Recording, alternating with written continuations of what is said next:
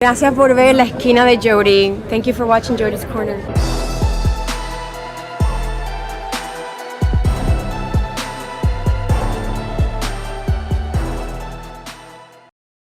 YouTube was good. It's your boy Jody Joe. Welcome to Jody's Corner. This is a movie review for Knives Out. This movie is written and directed by Rian Johnson. I don't know if you guys know him, but he's that douchebag prick that ruined Star Wars. Yeah, him. I had a lot of hype still coming into this movie because even though I know he trashed Star Wars and he can't write Star Wars for jack shit squat, I understand that he does have some specific talent for complex story, narrative driven type of films, and a whodunit with Daniel Craig. Sign me up. So I had some hype coming in for this movie, even though Rian Johnson wrote and directed. But he also did Looper, which was another complex, deep, story-driven type of film, and it was pretty darn freaking awesome. So, like I said, Knives Out. I seen this today, and it is a movie. It is a whodunit that involves a man of 82 years old who has a huge fortune as a book writer, who has a family of bigoted, spoiled, rotten people, from granddaughters and daughters and sons-in-laws, who all want half at his fortune, and he ends up dead in his upstairs bedroom, and a detective is hired to find out if there's foul play. This dude, Daniel Craig's voice as a cowboy country, I suspect there's foul play aboard.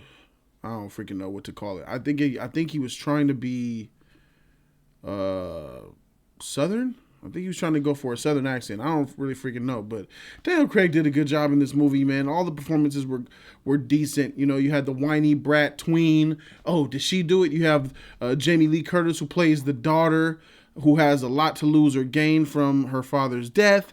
Did she do it? Then you have Zod, I always draw blanks on his name. Michael Shannon, you had his character, who was pretty dope in everything he does. He was also good in this film as well. Oh, what did he do it? What does he have to lose or gain from it as well? You know, they're in this big, huge house in the middle of nowhere, and we kind of just get confined to this house and everything within the house. This film does leave the house for certain scenes, but it's mostly confined in this house. It feels cozy, kind of. I feel like it didn't feel enough like a whodunit, in my opinion, because the way that Rian Johnson wrote this script, the way he decided to tell the story, was kind of backwards. It was a lot of bouncing back and forth, a lot of past, present in order to tell the whole narrative. The structure of this film is unique, and it's topsy-turvy. What you go in expecting this movie to be a classic whodunit, it is not really that. It is a whodunit, but it's different. He put a different spin on it, you know what I'm saying? So he introduces all these characters that have something to gain from the death of this man, and you kind of you don't really, me myself, I didn't spend most of the film wondering who did what, because of the structure of this film. They kind of tell it a different way, to where you don't really spend most of the film thinking about who did what. This is a lot better than Murder on the Orient Express, that freaking boredom farce of a film that was. But this film does shine in the fact that Daniel Craig can lead the cast. There is mystery involved.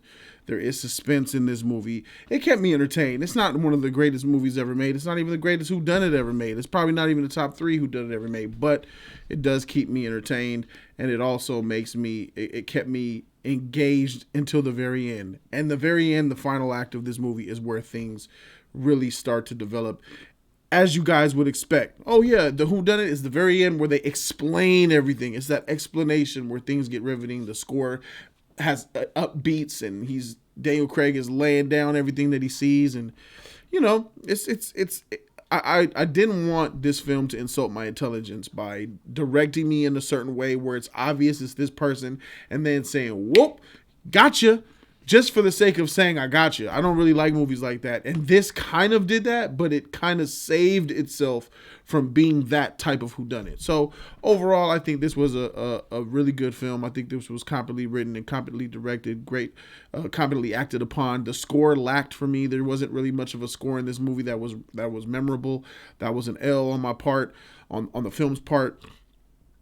And besides that, overall, it's a competent, decent, good Christmas, Thanksgiving type of movie to see with your family.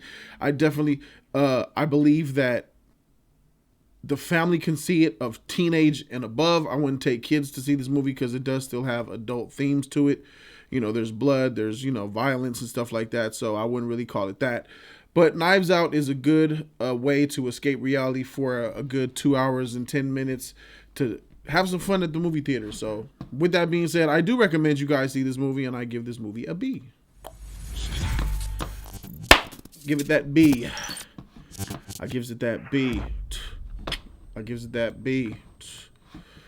Yeah, so Knives Out, be great. Let me know what you guys think. I know you guys probably already seen it. There's a lot of movies that I need to see still. Need to see Queen and Slim. I need to see The Irishman on Netflix. I need to see Mr. Beautiful Day in the Neighborhood.